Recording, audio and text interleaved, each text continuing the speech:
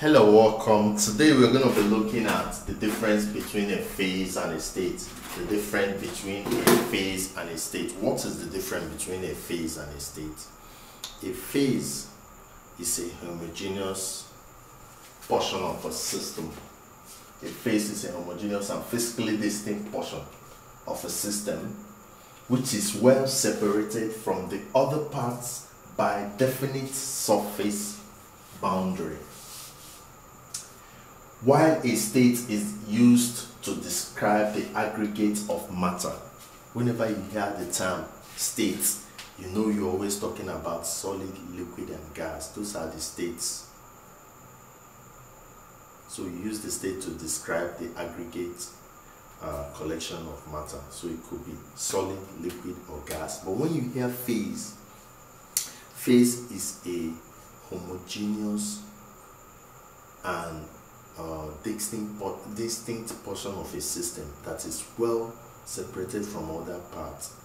You can simply recognize it because there is a boundary.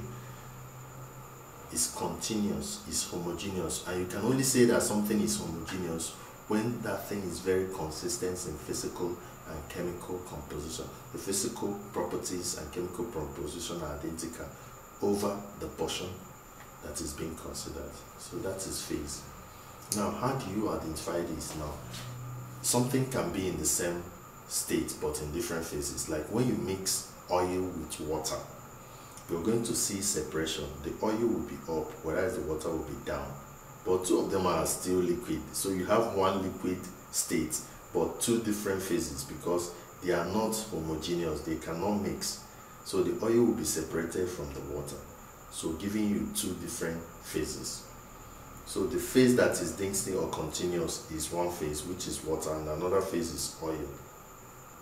But two of them are in the same state. So state and phase, they are not the same thing. The only time you can use the word state and phase interchangeably is when you have a single component substance, single component substance. That's when the phase and the state can be the same. So you say that a phase is a homogeneous and physically distinct portion of a system.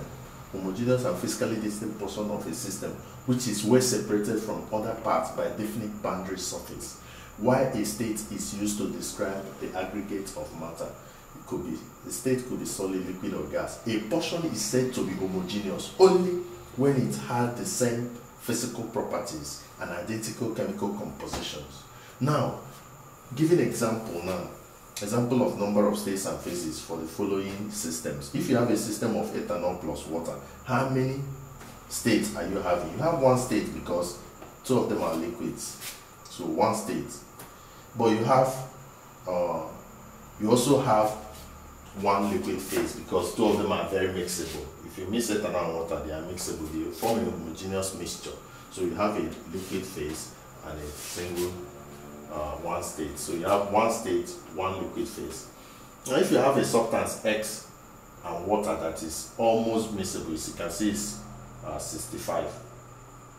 So you have one state and two liquid phases. No, this is, the miscibility is 65, so they are not miscible at all. Had it been is 85, it would have been one state, one liquid phase, because both of them would have been homogeneous. But you can see that the miscibility is very less, 65%. It's not almost, it's sparingly miscible. So you are going to have a heterogeneous mixture. So you have two phases, but since both of them are liquids, you also have one state, one liquid state, but two liquid phases because they are not homogeneous. Now, if you have granulated sugar, this is the same thing as sucrose. When you hear sucrose, granulated sugar, salt, this is the same thing as sodium chloride. So because in the exams you might see sucrose and sodium chloride. Just know that granulated sugar and salt mixture. Now you're going to have one state which is solid state. Both of them are solid. But when you look at them, you're always going to see they must be different. Whenever you have solid mixing, except if they form a solid solution, they must be different phases. So you have two phases of solid phase. Because they are not forming a solution, their chemical composition is not the same. So it has to be two solid phases. Now when you have palm oil and water, two of them are totally immiscible.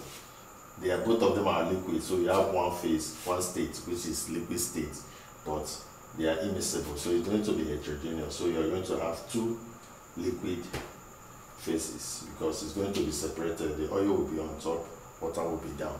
So these are the examples that we have which explains the difference between phase and state. You can say this is 1, 1. You can say that the state is equivalent to the phase, but here you can have